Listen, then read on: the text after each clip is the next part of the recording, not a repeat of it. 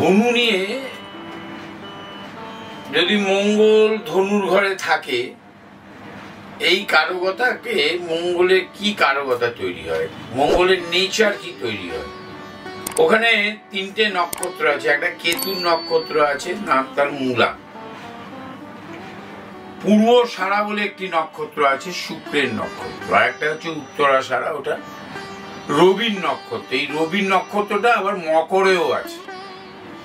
যদি দেখা যায় মঙ্গল ওই কেতুর নক্ষত্রে আছে, সে যে হাউসেই থাকুক একটু সুখের অভাব হয়, সন্তানাদির শারীরিক প্রভাব ভালো থাকে না, নিজেরও ভালো থাকে না, এবং পারিপার্শ্বিক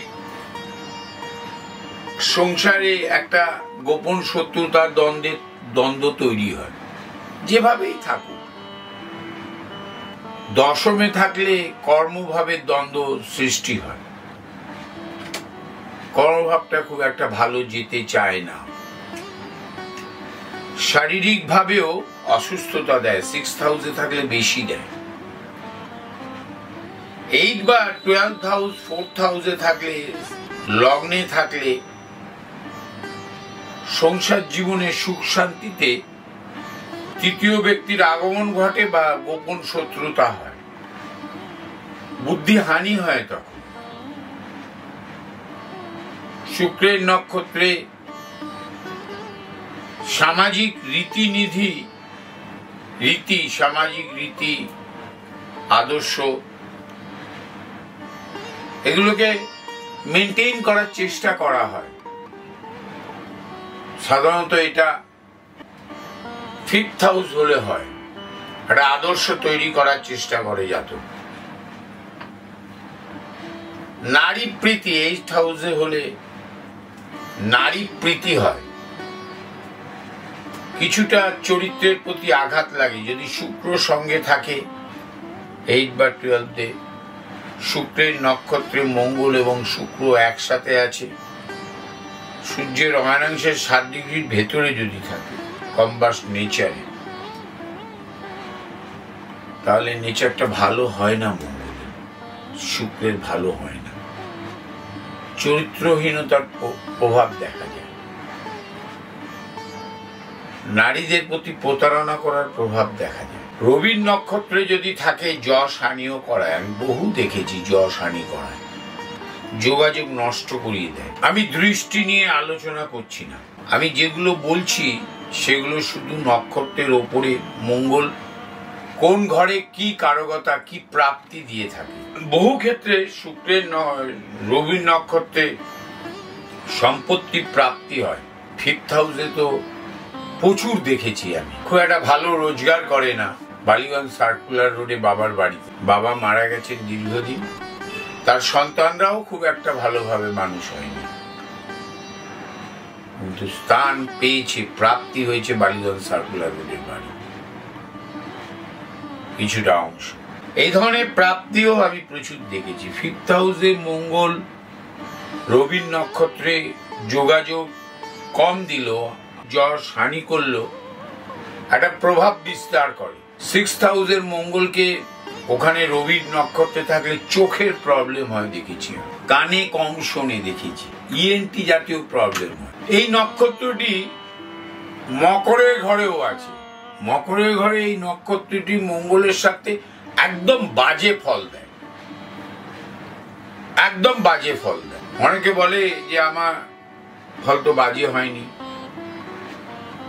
অনেক সময় বৃহস্পতির প্রভাবে, বৃহস্পতির কোনো না কোনো একটা দৃষ্টি এসছে, সেই প্রভাবে মকরের ঘরে এই উত্তরা সারা নক্ষত্রটি ভালো ফল নেয় বৃহস্পতির প্রভাব।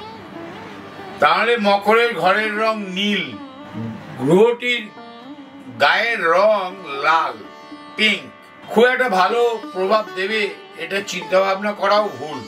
রবি অনেক সময় মকরের ঘরে থেকে ওর নক্ষত্র পেয়েছে, আমি দেখেছি যশ কিছুটা দিয়েছে, অপযশও প্রচুর দিয়েছে। হওয়া কাজ যোগাযোগের অভাবে হয়নি। এদের বাড়ি ঘর প্রাপ্তি এবং বিক্রি হতেও বহু সময় লেগে যায়, বাধা প্রাপ্ত হয়। এরপরে ওখানে একটি চন্দ্রের নক্ষত্র আছে। চন্দ্রের এর শারীরিক ভাবে মূত্রাশয় জনিত ব্যাধি করায়। এখানে একটি চন্দ্রের নক্ষত্র আছে, নাম তার খুব সুন্দর নাম, শ্রবণা।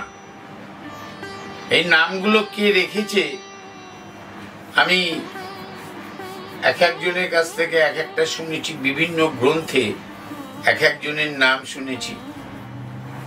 প্রথম যখন সাবজেক্ট তৈরি হয় তখন নক্ষত্রের এইরকম ভালো নাম ছিল না, শোনা গেছে।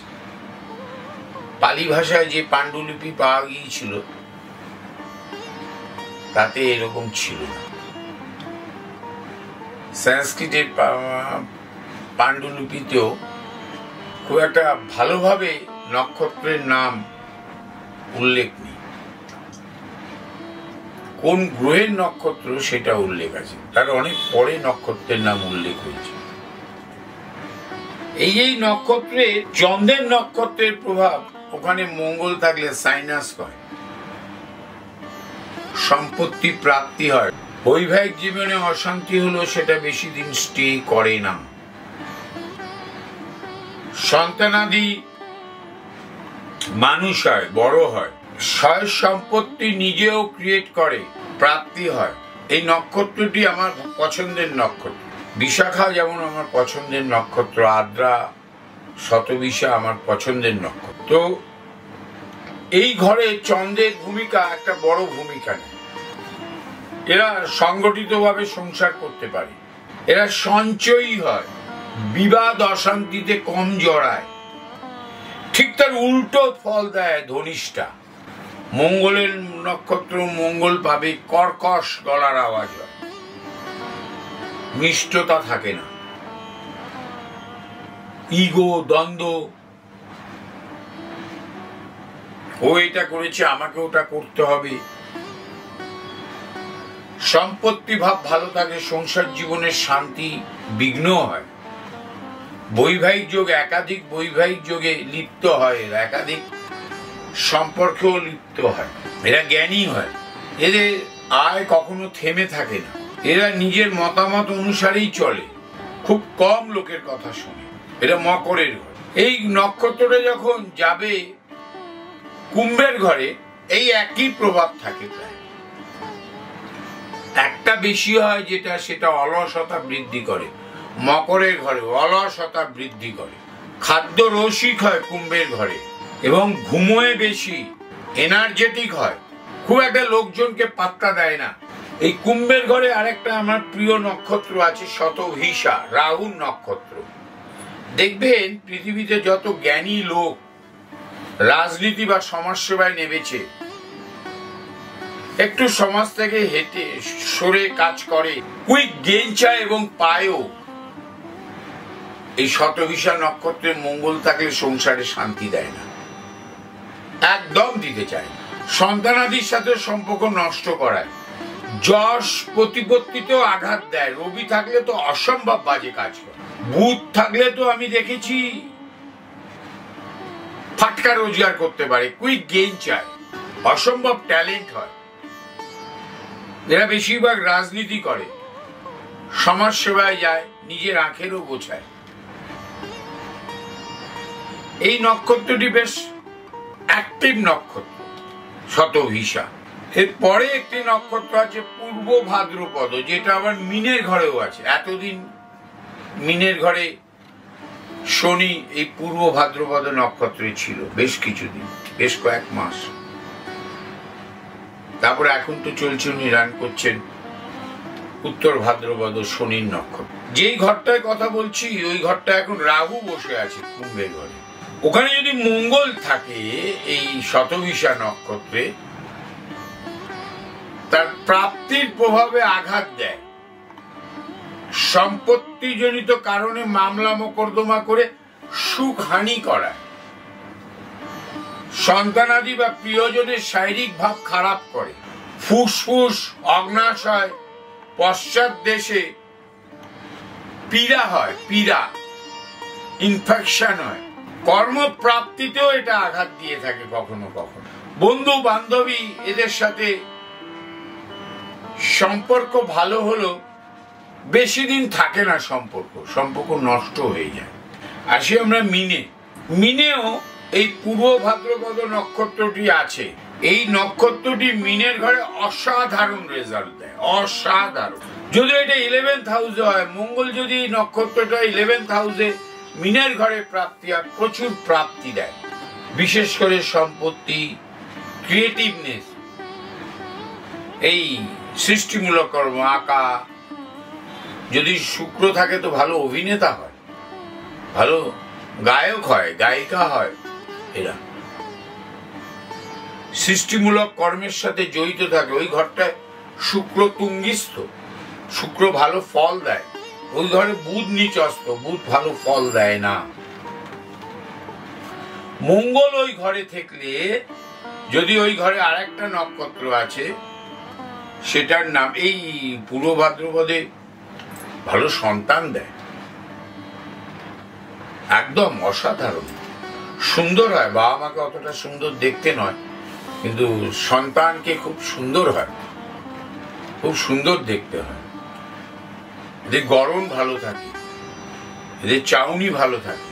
ওই ঘরে আরেকটি নক্ষত্র আছে, নক্ষত্রটির নাম হচ্ছে উত্তর ভাদ্রপদ, শনির নক্ষত্র। এটি আঘাত দেয়, মৃত্যু যোগ। যদি শনি মঙ্গলের নক্ষত্রে থাকে, মঙ্গল ওই নক্ষত্র পায়, মৃত্যু এনে দেয়, কর্মচ্যুত করে দেয়, সম্পত্তি নষ্ট করে দেয়। মঙ্গল উত্তর ভাদ্রপদ পেলে খুব একটা ভালো ফল দিতে চায় না, নিঃস্ব করে দিতে দেখেছি আমি। যতদিন ওর নক্ষত্রে থাকবে, শনির নক্ষত্রে মঙ্গল, ততদিনে বড় বড় আঘাত পেতে দেখেছি আমি।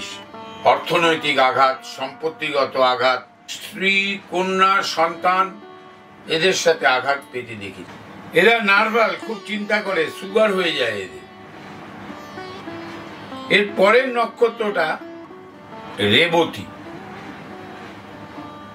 বুধের নক্ষত্র। মঙ্গল যদি বুধের নক্ষত্র পায়, তাহলে এইখানে বুধের নক্ষত্রে মঙ্গল ভালো ফল দেয়, কর্মপ্রাপ্তি দেয়, রাজকর্ম। 10th হাউসে অসাধারণ ফল দেয়। 2nd হাউস হলো দারুণ ফল দেয়, কর্মপ্রাপ্তি দেয়, রাজকর্ম প্রাপ্তি দেয়, হেলদি মায়না পায় না। মায়নাটা, অঙ্কের চেহারাটা ভালো হয়। এরা লোকের সাথে ভালো কথা বলে, মিথ্যে কথাও বলে। এরা সহজে কাউকে মেনে নিতে চায় না। এদের আইডিওলজি খারাপ হলে ওটাকেই অ্যাপ্লিকেশন করবে। রিয়েলিস্টিক জীবনে এদের প্রভাব বাস্তবকে ধরে নয় আর কি, কিছুটা কল্পনা চিত্তে চলাফেরা করে। এদের স্কিন ডিজিজ হয়, এদের এদের ফুসফুস জনিত ব্যাধি হয়। এরা সর্বদাই বুদ্ধির অ্যাপ্লিকেশনে চাতুরতা প্রয়োগ করে। আমি সব জায়গাতেই যদি কোনো প্রতিকার করতে না পারি বলে দিই আমি পারবো না, আর যেটা আমি পারি সেটা আমার ফলদায়ক হয়। আমি অ্যাস্ট্রোলজিটা 2-4 লাইন হলেও জানি। আমার 19 বছরের স্কুল আছে, বহু ছাত্র ছাত্রী আমার দ্বারা প্রতিষ্ঠিত, আমার স্কুল থেকে বেরিয়ে। নমস্কার, ভালো থাকবে।